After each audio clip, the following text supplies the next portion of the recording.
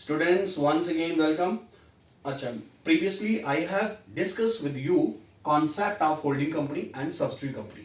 फिर से थोड़ा बता. Holding company means a company who purchase another company 51% or more share. That's a holding company. Ram ने श्याम की कंपनी के 51% शेयर खरीद लिए. Ram holding company, Shyam subsidy company. अब मेरिट्स ऑफ होल्डिंग कंपनी, भाई छोटी कंपनी अगर बड़ी कंपनी के साथ जुड़ जाए तो होल्डिंग कंपनी को क्या फायदा. होल्डिंग कंपनी के क्या फायदे देखिए. Large capital pool together.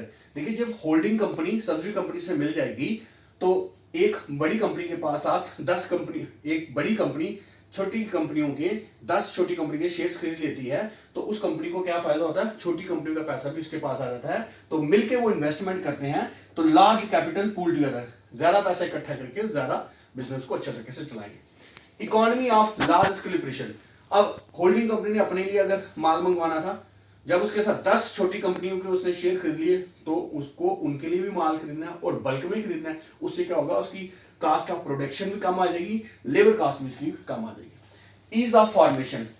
Subsidy company जब भी अपने होल्डिंग कंपनी को क्या करना है, जब भी सब्सिडी कंपनी बनानी है तो उस कंपनी के उसके शेयर खरीद लिए, किसी की छोटी कंपनी के शेयर खरीद लो तो वो सब्सिडी कंपनी बन जाएगी, दूसरी परचेज करने वाली है आपकी होल्डिंग कंपनी. Risk avoided. आप अगर सब्सिडी कंपनी को नुकसान भी हो जाता है तो होल्डिंग कंपनी के साथ अटैच होने से उसको कोई फर्क नहीं पड़ता, उसको मैनेज हम कर सकते हैं. Avoidance of competition.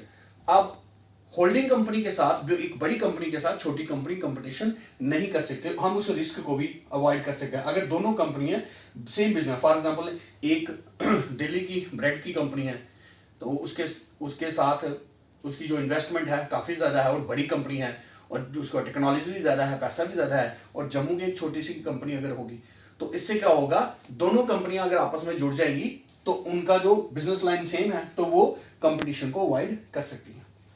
Secrete easily maintained. क्योंकि कोई भी डिसीजन होगा होल्डिंग कंपनी और सब्सिडी कंपनी दोनों ज्वाइंटली अराउंड द टेबल बैठ के समझदारी से डिसीजन लेंगे तो आप secrecy centrally decision making system रखेंगे, सेंट्रल तरीके से डिसीजन लेंगे तो सीक्रेसी आसानी से मेंटेन कर सकते हैं. Disposing of share. अगर होल्डिंग कंपनी को अपना कोई कंपनी छोड़नी है तो वो सिंपली उस कंपनी के शेयर वो मार्केट में सेल कर देगा तो उसकी होल्डिंग कंपनी वो सब्सिडी कंपनी उसकी खत्म हो जाएगी. Small investment by holding company. Holding company ने कोई भी अगर इन्वेस्टमेंट करनी है सब्सिडी कंपनी में तो थोड़ी वो इन्वेस्टमेंट करके उनको शेयर्स को खरीद सकता है और अपना होल्डिंग बना सकता है. मोनोपोली. होल्डिंग कंपनी को ये होता है कि उसकी मार्केट में मोनोपोली क्रिएट हो जाती है और वो ज्यादा प्रॉफिट और मार्केट रेपुटेशन एंजॉय करता है. तो काइंडली स्टूडेंट्स ये सारे नोट कर लीजिएगा. All this point will help you in the examination. Stay home, stay safe. तो काइंडली ऑनेस्टली इस वीडियो को शेयर करिए और सब्सक्राइब और लाइक करिए.